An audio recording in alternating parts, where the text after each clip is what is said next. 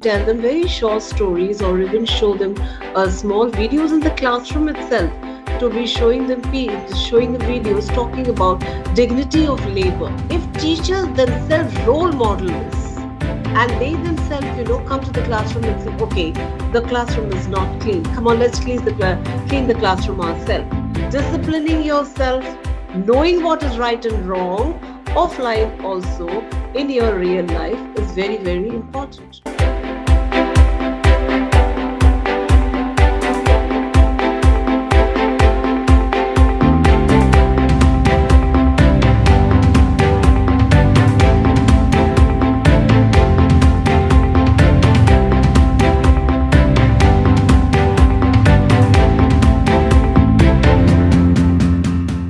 Imparting civic sense to the curriculum. We are all teachers, and I give my heart content and my hats off to all teachers around the world who are soldiers in imparting, guiding the students.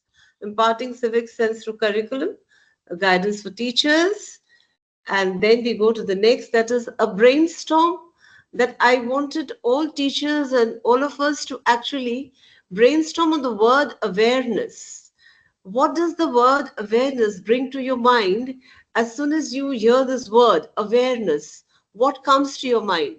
So if you could just write down a word in the chat, so Nicey could tell me what are the words you are writing down. We give just 1 minute for that, and write few words, any word that comes to your mind when you take the word civic sense and awareness in civic sense. What comes to your mind? You can write it down. Got some responses. Knowledge, mindful, understanding, alert, self-discipline. Okay, very good. Very good, very good. So those are lovely words that are coming. So yes, the words that come over here in the mind is consciousness, mindfulness, perception, knowledge, cognizance, alertness, and recognition. So even the words that have been put in the chat all correlate to these words ourselves. The most important words that we think about here is consciousness, isn't it? A state of being aware, awake, and aware of one's surrounding. Being mindful of the state of being attentive to and conscious of the present moment that you are in. To be knowing what's happening around you. To recognize your own feelings, your own emotions, how you react to a particular situation. These are things which are very important that should go into the curriculum and the teaching of the students, right? We go further to the next one. So what does civic sense refer to actually? Civic sense refers to the social ethics and consideration of fellow human beings through polite behavior, respecting others, and taking responsibility for one's society. Is very important for us to be thinking about how our behavior could be in our classroom, how our students behave, how they respect, and even taking responsibility for their own actions, and also responsibility to one's society. Now, do we feel that there is a notable lack of civic sense today? What do teachers have to say for this? What is their take? Do you feel that in classrooms you do find misbehavior, you do find children, not bothering, not having empathy at all? There are so many things that happen in the classroom today, or maybe even out. There are different types of incidents and situations that we come across. So are they giving a yes or a no? Nicely to see. What do they feel? We're still waiting the response. Yes, yes. Yeah? Yes. Yes. So that's what. Like yes. As teachers, as heads, as management, in the school, in the college, or wherever, we do find that it is, I won't say that it doesn't exist at all. It is in few, you will find few of them very, very empathetic and very decently behaved. But then there are few who do not even they have the feeling, but they do not know how to exhibit it, what to do. They do not know how to come out, because some are introverts, some are shy, and some are actually rude also. So as teachers, we have variety of students in our classroom. So today we'll see how we can help each other out. I'm also sailing in the same boat with you all. So let's see how we can. Now, why is it important? Why is it important that we have to teach civics through our curriculum? Because it promotes a better society, and today we need a society in which we are able to collaborate, we are able to understand each other's feelings, we are able to live peacefully with each other, isn't it? It creates a more tolerant, respectful, and cooperative society. Instills responsibility, which is very important for us. We see in the classroom also, if a child is able to take up his responsibility, if the child is able to accept that, yes, this is what I'm told to do, this is my task, and I'm responsible for it, there's going to be a lot of difference in the classroom. Prepares for the future. Today, as teachers, I feel that we need to tap ourselves, tap our back, all of you. And this is a big round of applause to all the teachers there who have joined and who will be joining, that it is we who impart the civic sense through our curriculum to the children. We are already imparting it. It's only a repetition and, a clarification of doubt that we are doing today. Prepares the future for children, equips children with the values and the skills needed to become active and engaged adults, to move out into the society, to be a global citizen. Today, it's more important for us to be a global citizen. Now, why is it important to teach civic sense at the early age? Why is it important for civic sense in the early childhood? Children are like sponges. They observe and absorb everything around them. When they see adults behaving responsibly, they internalize their values. They grow up witnessing carelessness, littering, or disregard for others. They may carry those habits forward. So we have to see the surrounding that the children are in. When we correct them, then we have to be consistent in our correction of what we are wanting out of our children. By instilling civic sense during the formative years, children learn that small, thoughtful actions, such as waiting for their turn. Now we see in classroom itself, as soon as the bell goes, what happens in the classroom? There are children who just rush out of the class, not forming a line, not being careful about children whom they should actually be careful of. Yeah, keeping your surrounding clean, keeping your own books and your own table and your own study area clean, showing empathy can make a significant difference in the society. So I feel it is the early childhood years which is more important for us to instill the civic sense in them. Do my teachers agree there? Are they saying yes? Yes, ma'am. Okay, so now it's time to ponder. What do they think about the word liberty and justice? Do you think liberty and justice is related to the civic sense that we are talking about? What is liberty and justice? How is it related to the civic sense? Can we get few sentences?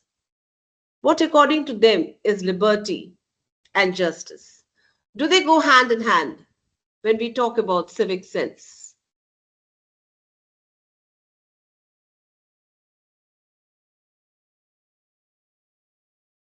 Are we getting any answers? Yes, yes, absolutely. Yes, Dr. Geeta has said yes.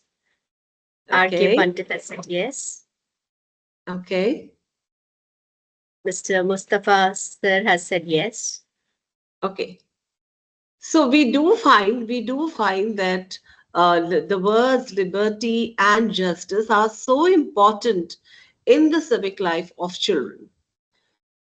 When they have the liberty to do different types of things, they need to be responsible for that, and they look about to see justice to them is very important in the classroom. If they have done something and if someone has hurt them, They will definitely come to you for justice. And that's like, my God, they have to get the correct verdict. If I have done wrong or if he has done wrong, they're forever they're ready to, get answers to it. So we go further and try to understand here how liberty and justice are integrated into the civic sense. I feel it's very important for us to understand this. Inculcating fairness and equality. Children learn the values of justice, fairness, and equality at a young age.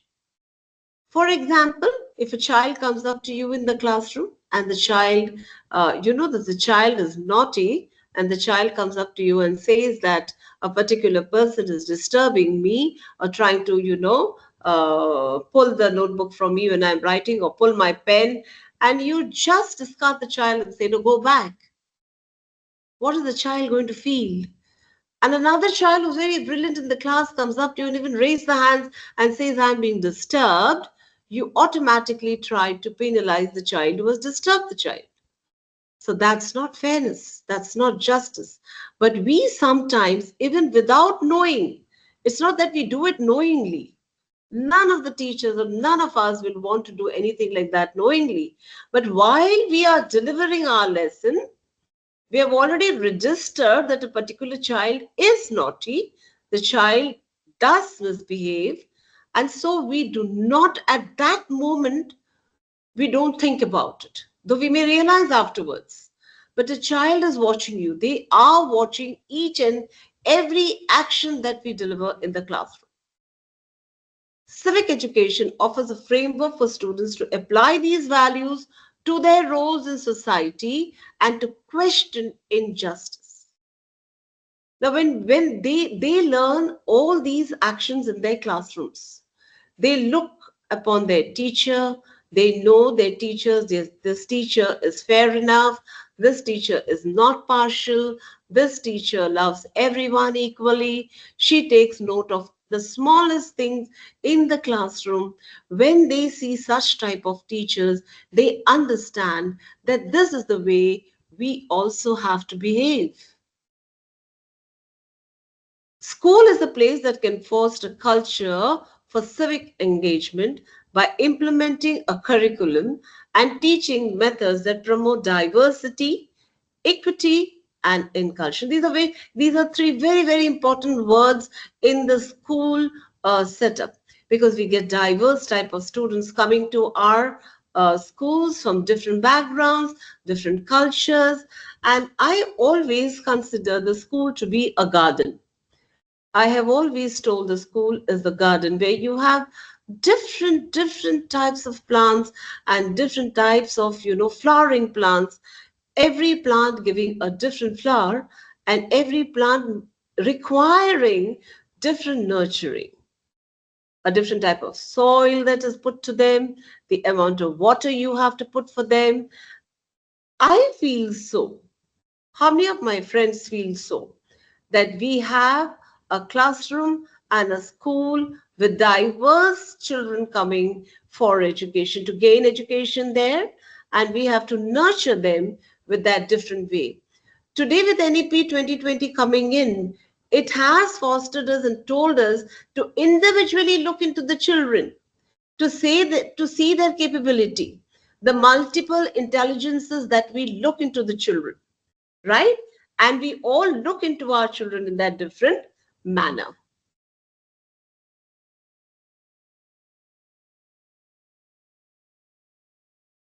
Do my friends agree that it's a garden? Yes, yes. Yeah. Good, good, good. I'm having lovely people out there. Developing a sense of justice. Through school experiences, a student's perception of justice is significantly influenced by their daily interactions and experiences within the school environment. As I told you, children are they love complaining. They love complaining. That is their hobby. And anything that disturbs them, they want they want to be, they want to go and talk to their teachers, they want to go to the counselor. And nowadays we having counselors in the school. They want to go and discuss their problems immediately because they feel that they have the right to have the correct solutions. They want to improve themselves. They want to know how to improve themselves. So it becomes all the more important for us to make them understand that if they have the liberty to do particular things, then they have to be responsible. And if they are not being correct, then they are also going to be questioned. When students view their educators as fair and perceive their educational setting as equitable, they are more inclined to participate in extracurricular activities and engage in community service. Now, here I would like to ask my teachers, do you feel that in a classroom of 40 students, you have all 40 students raising their hands for any extracurricular activities? If you tell them that there is a role play that you're going to have in the classroom, how many children do you feel will actively put their hands up and excitedly tell you that, yes, ma'am, I'm in for it, I'm for it? What is the percentage you will have? Will If you have a response is 10%? no, Yeah? around 10. Yeah, exactly. I feel so happy that I can connect with them because the emotions and the feelings are so similar. It is just 10% of the children who will be ready to come to you. The others will shy away. They will shy away because they are introverts, or they are scared, or they do not know how they are going to be taken to. And they only if they feel very comfortable with the teacher and they feel that, no, this teacher is going to stand by me and the management is going to stand by me, then the smallest of the children will want to come and take part because they feel safe. They know that my ego or my self-respect is not going to be hurt. That is what they're very scared about, right? And so when they have this type, then they will be able to perceive for equity and may lead to behaviors that contravene established rules and regulations. They will be also able to understand that this set of rules given in the school has to be followed, and that the most common thing that we can say is we give activities in the classroom for every subject. We explain activities, we give projects, we make children understand projects, we give diverse projects in the classroom, we make them understand, but still we come across few children who will never submit the project on time. Do we have that? Do we have that, dear teachers? Yes. Yes. And so what is the reason for that? What is the reason for that? It is because they do not understand responsibility. They do not understand responsibility. They do not understand the meaning of being disciplined. They do not understand what is time management. And this is very important for us as teachers through our curriculum to instill these things into our children. Next, fostering respect for liberty and law is fundamental to civic responsibility. Civic sense entails understanding that freedom in a civil society does not mean the absence of rules. Rather, it signifies enjoying freedom with rational and necessary constraints established by the law. Today's children, if you tell them a particular thing, that you have to attend a particular thing, they straight away will put a question to you. Why, ma'am? Why now? Why is it so necessary now? I mean, they question why. So I feel as teachers, it is very important for us to explain to them the why of a particular thing that we are doing in the classroom. Throughout my teaching career and even now, when I go to do a particular thing, I always tell my children, why don't you put me the question why? Why am I doing this for you? Why is it important for you? And when I satisfy them with that, then I tell them, this is what you have to do, and this is my expectations from you. These are my rules, and you have to follow them. Right? Educating students about traffic regulations, instilling respect for public property, and nurturing empathy for others help them appreciate the balance between individual freedoms and the well-being of the community. Today, it is very important for us to make our students understand that public property is not just public property. It is your property too. School property is not just school property. It is your property. It is you who are using it. Here I want to say that it is very, very important for children to love their school, to love the school, to love their institution, to love what they are doing. It is only then that they are going to feel that, they're going to be mindful of their actions. They're going to own it. When you own it, then you become responsible and you give your best. Do my teachers agree with it? I'm so used to putting questions and getting answers because I can't see you all. Yes, yes, yes. Yes, I feel happy that they are there and that they are answering me. Good. So we go further. Now, how do we inculcate civic sense in our curriculum? How to impart civic sense through the curriculum? Integrated into the existing subjects, we all have 5 subjects: English, Hindi, Math, Science, Social, Arts. We have our PE, and we have our vocational subjects also. I've just put few subjects here. I love to start with social studies. Being a social studies and an English teacher, it always comes to me for social studies first, to discuss the roles of citizens. What is your role as a citizen? Because I feel, I always tell my children, the ones that have moved out also, that maybe tomorrow you be the Prime Minister of India.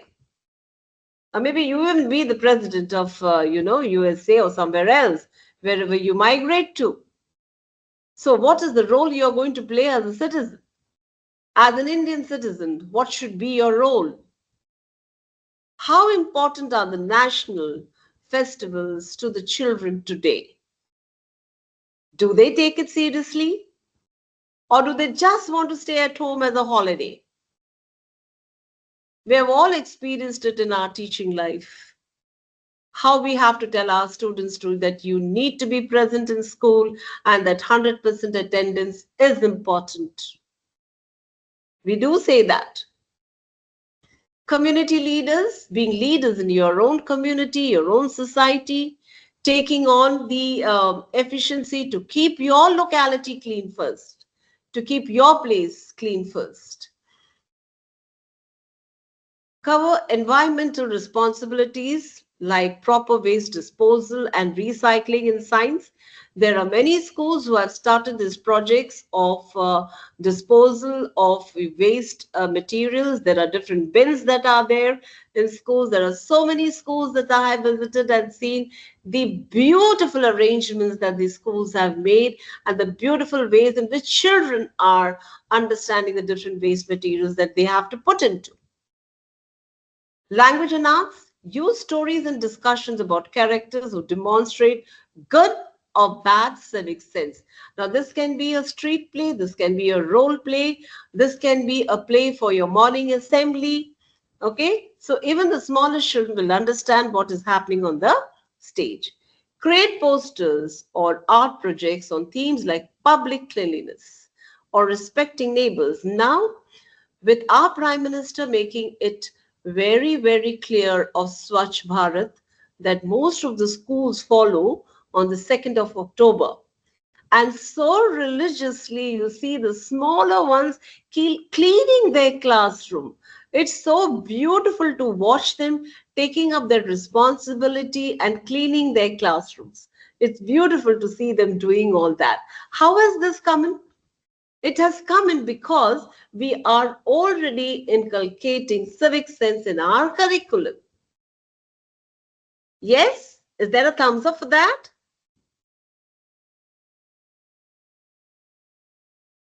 Yes, Am I madam. getting a thumbs up for that? Yes, yes. Yes.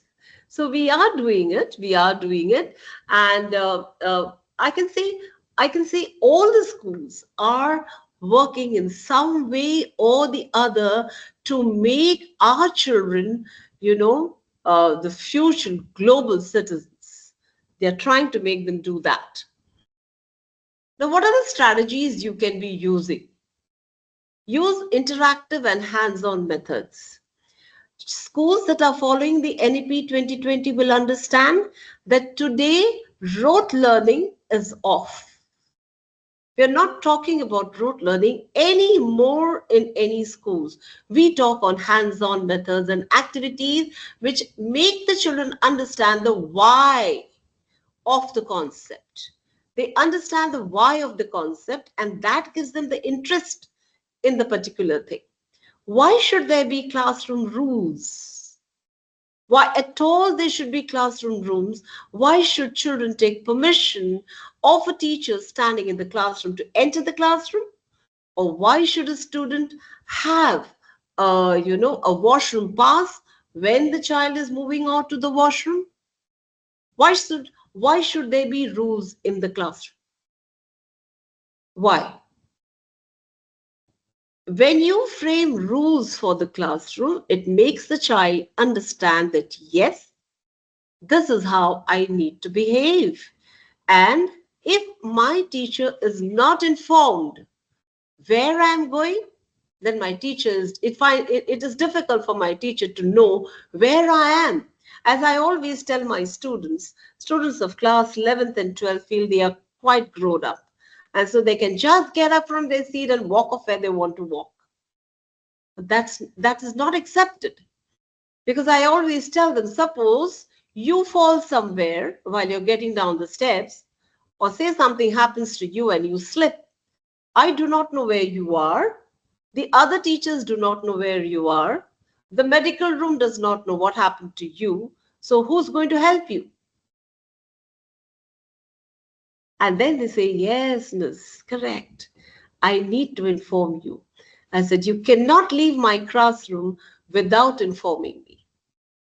So these are small ways of making them understand that you have to follow a certain decorum. You have to. It is very important for you to have the decorum and follow it. These rules need to be followed. Make them a part of setting the classroom rules. Let them be also a part, make it into a panel or a panel discussion in which they have a discussion and have the classroom rules set up and put it on the walls for them to see that this is the rules you have made. So the minute a child breaks a rule, call the child and show the child this was the rule that you made, and this is the consequence for it which you have decided, not I. Right? Next, we go to school projects. Organize school-wide or classroom-based projects like community cleanup drives, school garden maintenance, or campaigns to save electricity and water. I'm sure the teachers out there will definitely agree with me that they are doing at least one of these projects in their school. I want an answer for that. Are they doing it in school projects?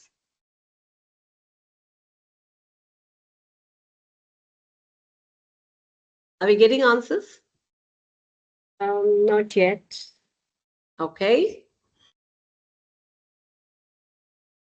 Okay. So if not, then start doing it from today after you'll go back. Have projects. Cleaning up drives are already there in your classrooms, which is there. Don't let it be only for the 2nd of October. Have it on and off maybe twice in a year or thrice in a year. And a school garden maintenance. Like there are different classes who bring, small plants with pots and hang them in front of their classroom, and they water those pots. They see those pots growing. We have it in our schools. Smaller children are so dedicated. They will want their plants to be watered. They will go and tell the Didi, दीदी ये plant में पानी नहीं है, इसमें पानी डालिए please, मेरा फूल नहीं ठीक से आ रहा है. They will want to know why the flowers are not coming. Campaigns to save electricity and water. They should know that when they are moving out of their classroom, they have to switch off all the lights and the fans. They cannot leave the water running in the washrooms. So let them have campaigns on this. Role play. Stimulate situations that require civic understanding, like proper behavior in a public library or during a traffic stop. Very necessary for children to understand the zebra crossing, how they need to cross. There are different countries in which you go, they raise their hands while they are crossing. Even a child. And the traffic understands that, yes, this is the crossing that they are, and they respect that. Okay? So children should be taught about that. That is very important. Emphasize the fundamental principles, that is respect, responsibility, and discipline. It is very important to have these fundamental principles. Teach respect for public properties, public spaces, and fellow citizens from diverse backgrounds. And this starts in the school. This task can start in your curriculum itself, when you make groups, when you have activities, when you write activities in your lesson plans. Taking up responsibilities, importance of taking personal responsibilities for one's actions and not blaming. Children are prone to have the blaming game. Tell them not to have that. They should be responsible of not littering things, following rules, and teaching even others through their own actions that littering is not good. Instill discipline by encouraging students to follow rules and be orderly in public and in private settings. Digital and media literacy. I feel today we talk about so much about the AI, we talk about chat, GPT, we talk about so much of social media. Now, how can we make them responsible in this?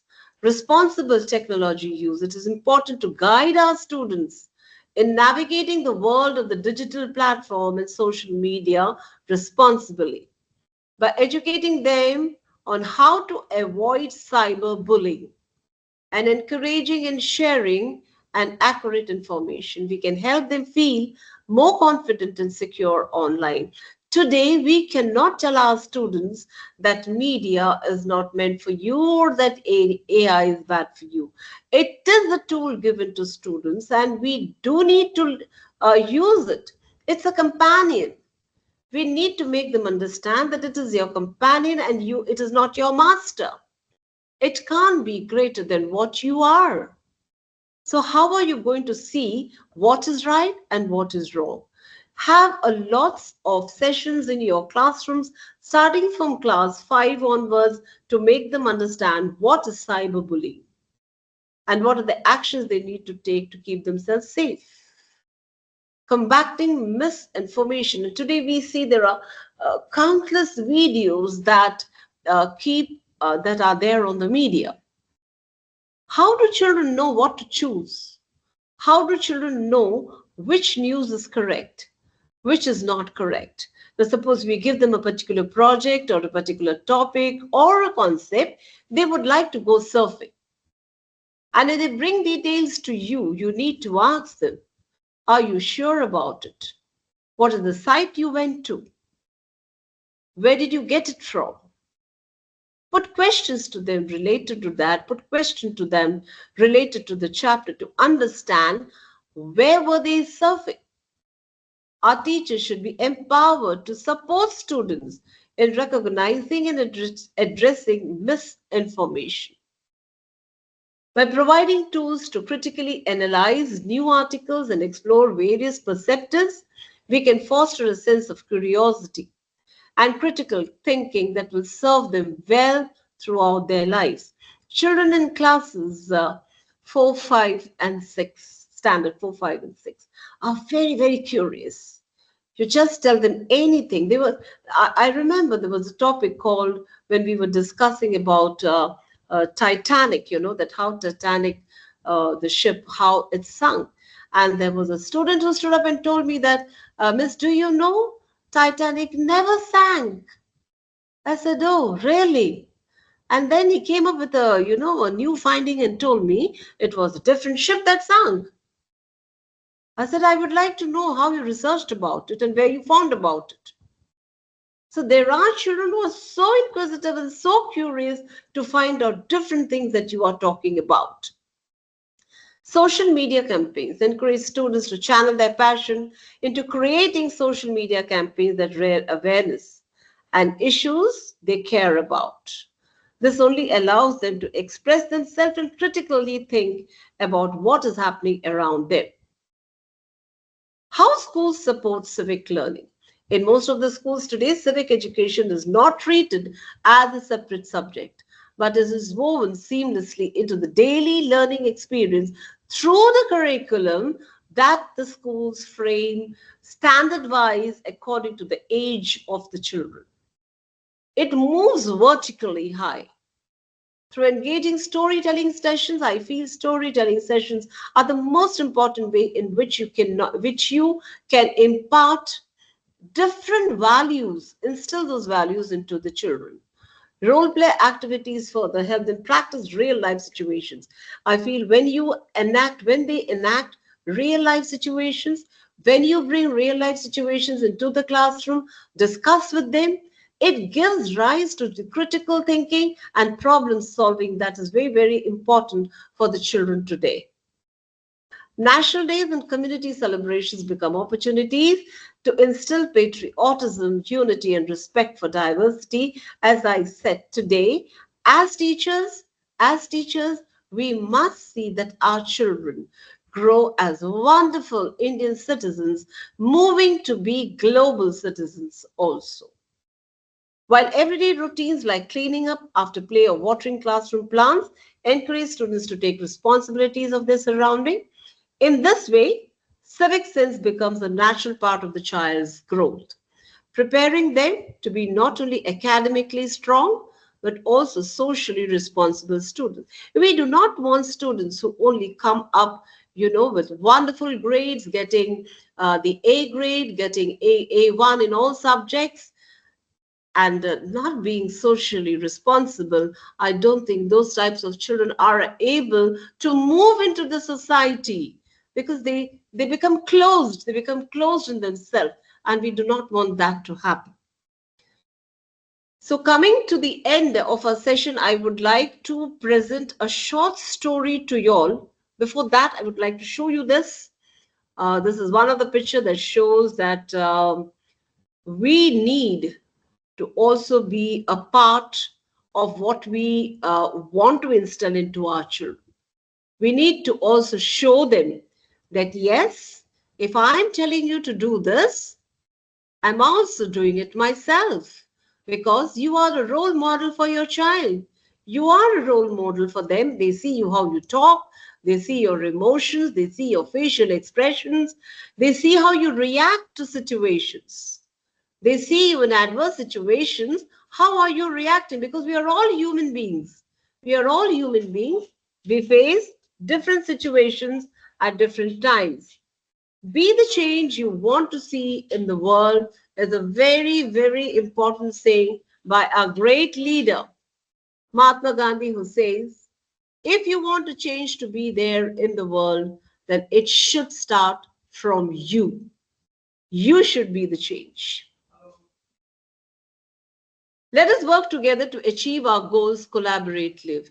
Foster positive role modeling. As educators and staff, we have the opportunity to set a strong example of consistently demonstrating respect and responsibility in our interactions. As I told you, they often look at you. Let's engage in conversations about how even small actions such as picking up litter can significantly enhance our community and inspire others to contribute positively. As I end my presentation, I would like to have a short story to tell you all about. I always love to be telling this story about the bamboo trees growing. It's a story. A farmer put seeds for a bamboo tree to go, and then what happened? He kept on watering those seeds. He kept on watering those seeds, putting soil for those seeds, but he did not find anything coming up for the next 4 years. He did not lose hope. He did not lose hope. He kept watering. He kept watering. He kept putting soil for the tree. And what happened afterwards?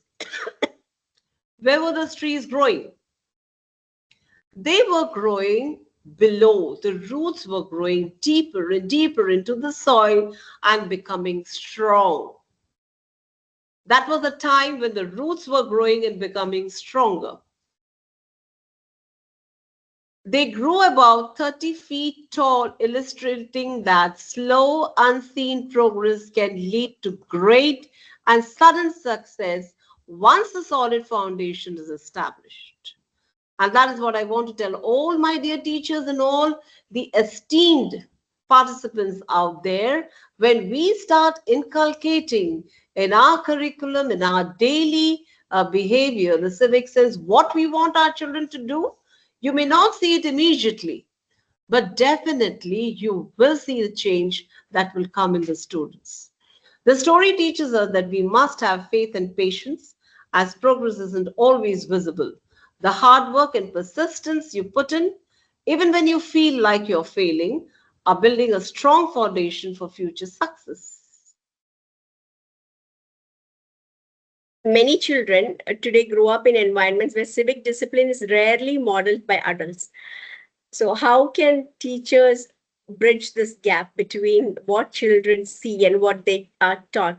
Like, like why is it like in our cities that they're not clean, or the road is raised, unsafe public spaces for women and children? So, if children ask us such questions, like, and what answer can we give for such things? How can it be bridged? You are talking about the cleanliness in your area. Cleanliness, yeah, we are like, where, see, our children doesn't see where civic discipline is. They're living in an environment where the civic discipline is rarely modeled by the adults, but in all aspects, like in safety or cleanliness or anything. Yeah, yeah. So how So can this? what?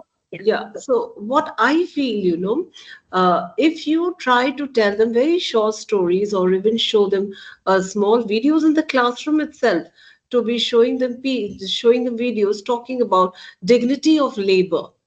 Dignity of labor is very, very important topic which children should understand, that it is not only the responsibility of the rag pickers or those people to be doing it. We need to do it ourselves. And if, as I told you, if teachers themselves role model this, and they themselves, come to the classroom and see, okay, the classroom is not clean. Come on, let's clean the classroom ourselves. Like in the schools that I have been teaching and I've been there, at the end of the day, we were not allowed to move out of the classroom till the chairs were not kept properly on the table. All the bits of paper should be removed from the ground and put into the dustbin. So once this is instilled into the children in the classroom itself, when they move out, when they move out and they go for parties and they see people throwing, having their things and just throwing on the ground, they feel bad. They come and say, Miss, they don't even know how to put it into the bin. There are children who search for bins over there. I didn't find a bin there, ma'am. I didn't find a bin there. So it is in classrooms, in schools, that it should happen through role modeling, that all teachers together should be taking it. The senior students should be also teaching the younger ones, having, small role plays on the stages during the morning assembly. That is the right time, when the whole school is together. I hope I've answered your question. Yes, ma'am. Yes. Yeah. Dr. Geeta has a question for you. Are civic sense and culture related? Civic sense and culture.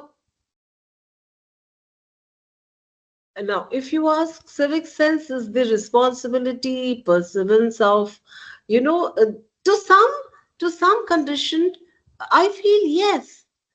Because if I do not understand and respect the culture of others, I'm intolerant about it.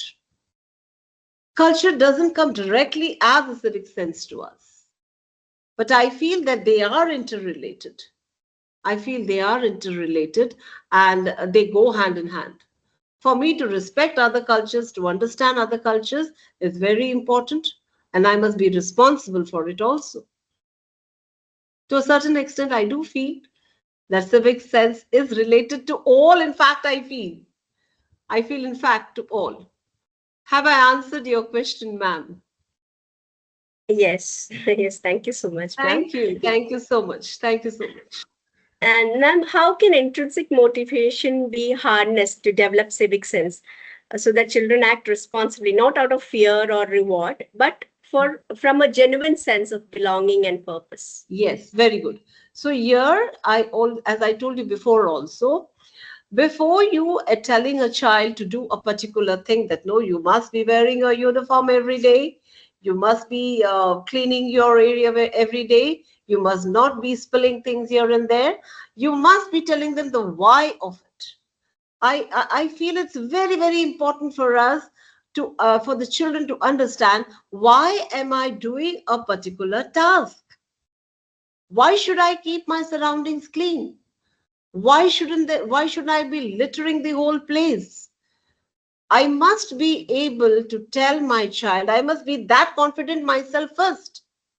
I should be that confident myself first to tell my children, why is it necessary that my area has to be clean?